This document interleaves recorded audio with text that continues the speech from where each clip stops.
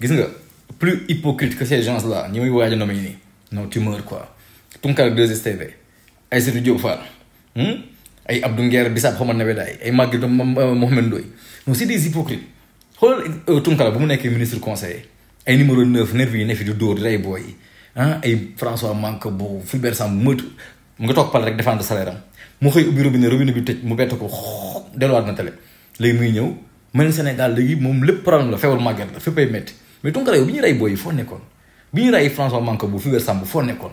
jamono yooyu boo ak ni nga duggoo woon nekk 2S parce que dugg moo tax gars yi konfro ba nga indi fekkoon marché boobu nga téye kenn loolu dara mais fu ne nii tu deviens ridicule est-ce que Tunkara yow boo toogee doo ne man dama yeb Sénégalais yi quoi man respecté wu ma Sénégalais yi quelque part doo ko wax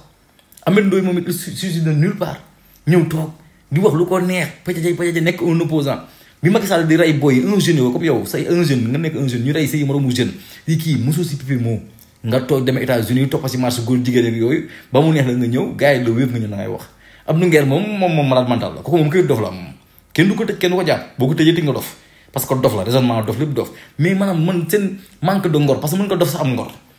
xam ni man nii li mooy dëgg tu vois sa xel maanaam loo ñàkk réseau benn moment sax sa réseau woon na ñëw mais ñàkk fay da ngeen def traître seen askan toll ci benn cap bu crucial pour defaraat Sénégal jox ko ay base yu wóor même bu dul ñun sax booy di ñëw fekk fi lu wóor quoi mais ngeen nekk ay défaillant quoi ne ay traître ngeen ay Badara Gadiaga xeesal ba weer dem ay Sen TV kër dof yi toog foofu la yéen ñàkk fay la yéen